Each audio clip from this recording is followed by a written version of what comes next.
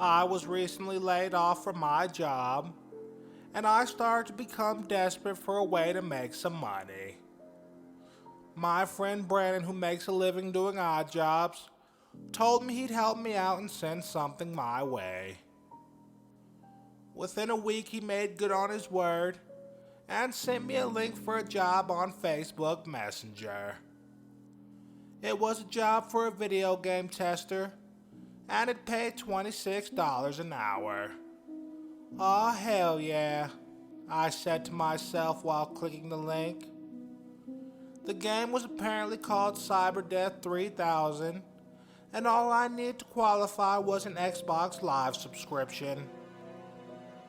I instantly applied, and a few days later I had an interview.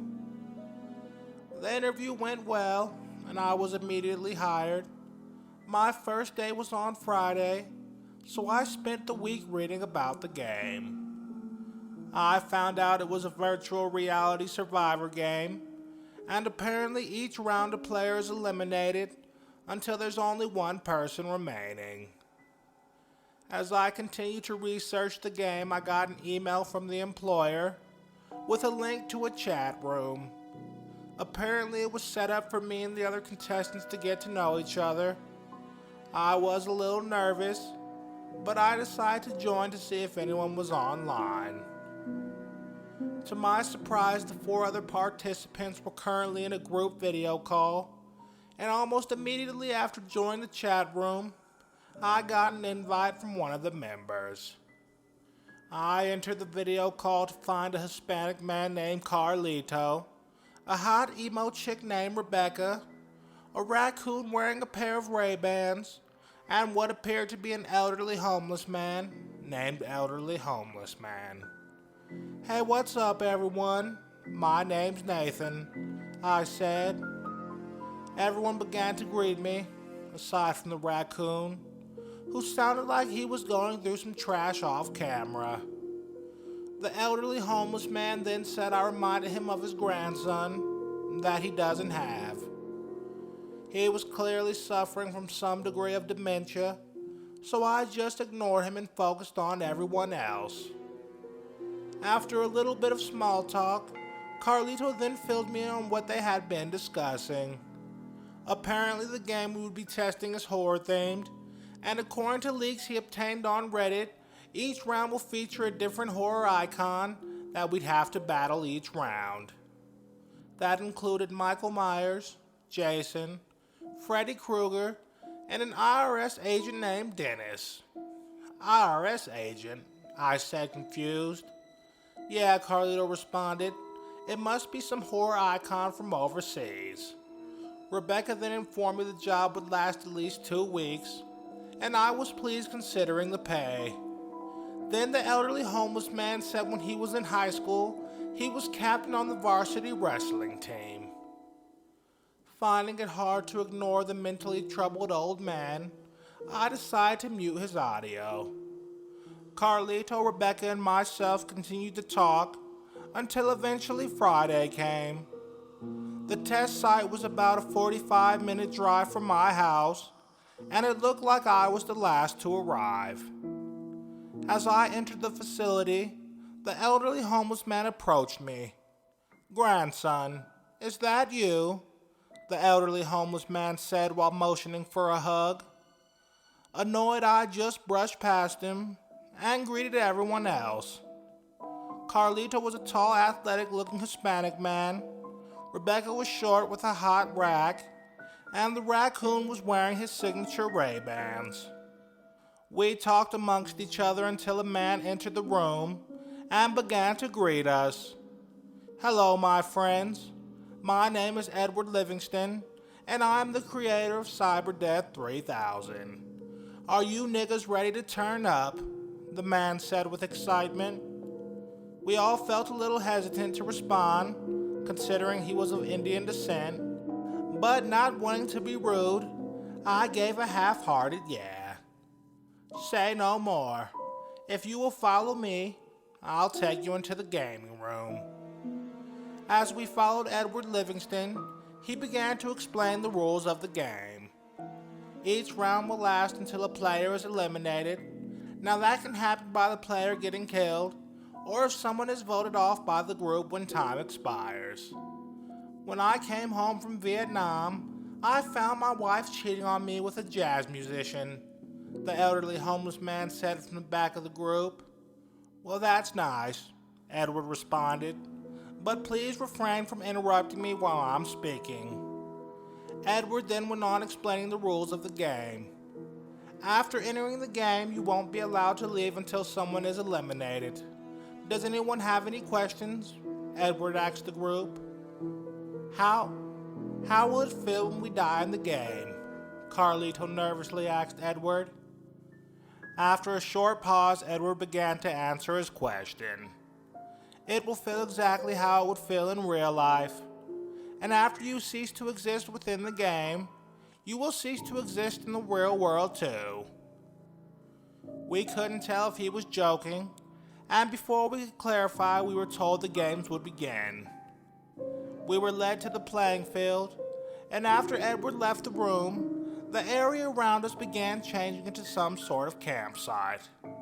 Aw shit, Carlito said. This must be the Jason level. I can tell by those two camp counselors having premarital sex. Carlito was right. About 30 feet away from us, there were two 18-year-old camp counselors having sex. I gotta get a better look, Carlito said while creeping towards the couple. Ew, don't be a perv, Rebecca cried out. But Carlito ignored her and slowly kept approaching the couple, till suddenly a bear trap went off around his leg. Son of a puto, Carlito cried out. He tried desperately to free himself, when suddenly Jason Voorhees appeared from behind a tree. Aw shit, Carlito said in terror. He then reached for his wallet and pulled out what looked like $28. Look, man, it's all yours if you go kill one of them instead.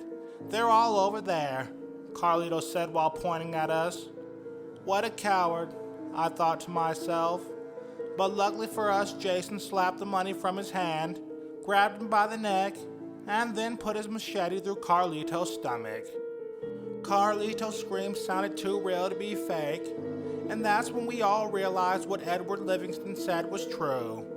If we die in the game, we die in real life too. The campground, Jason, and Carlito all disappeared, and we found ourselves in a residential neighborhood home. What do you think this could be? I asked the rest of the group. The elderly homeless man started to ramble on about the 1960s incoherently, and after Rebecca said whatever it is, she'll be ready. She then went to a gun cabinet on the wall and grabbed herself a shotgun. The raccoon followed suit and armed itself with an AK-47. The elderly man tried to grab the remaining gun, but we all agreed he was too far gone.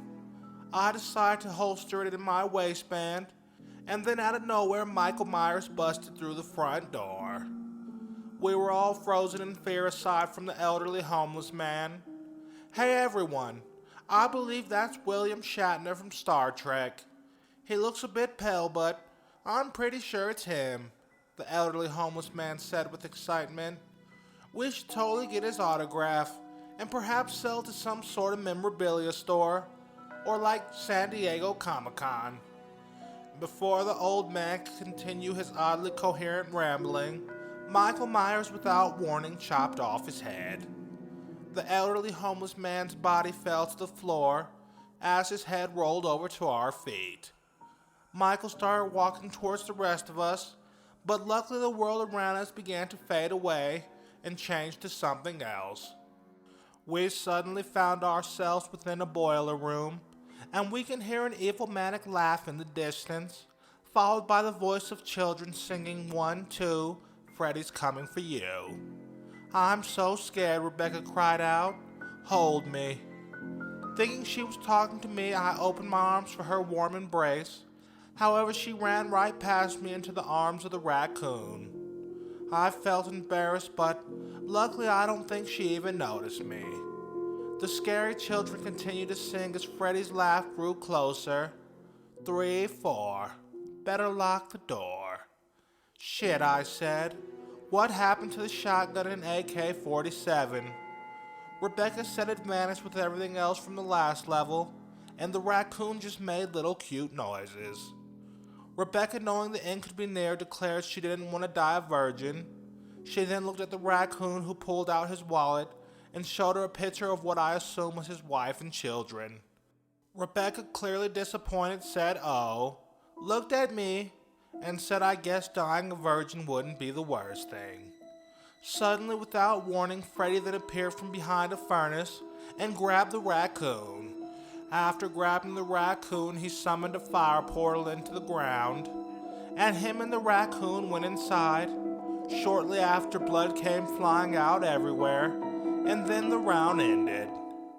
Edward Livingston over the PA system congratulated me and Rebecca for making it to the last round, and shortly after, the room around us turned into an office. An IRS agent then entered the room.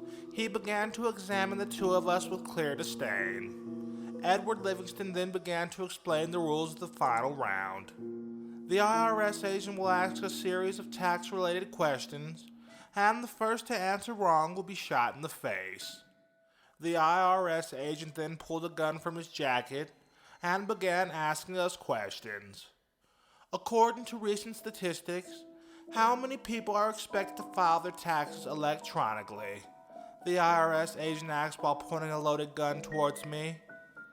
I had no idea what the answer was, but instead of getting it wrong, I said ladies first.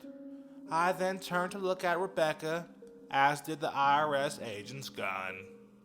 "That's all right," she nervously said. "You can go first." No, I insist. Ladies first." The IRS agent then cocked his gun and demanded an answer. Rebecca nervously said 50%, and after a few moments of anticipation, the IRS agent simply said incorrect, and then fired 3 shots into Rebecca's face, killing her instantly. The level again faded away, and the game was finally over. Edward Livingston congratulated me and told me I could collect today's pay from the HR lady down the hall. After I collected my money, I told the HR lady I wouldn't be returning. I ended up getting a job at Walmart a few days later and never took another odd job again.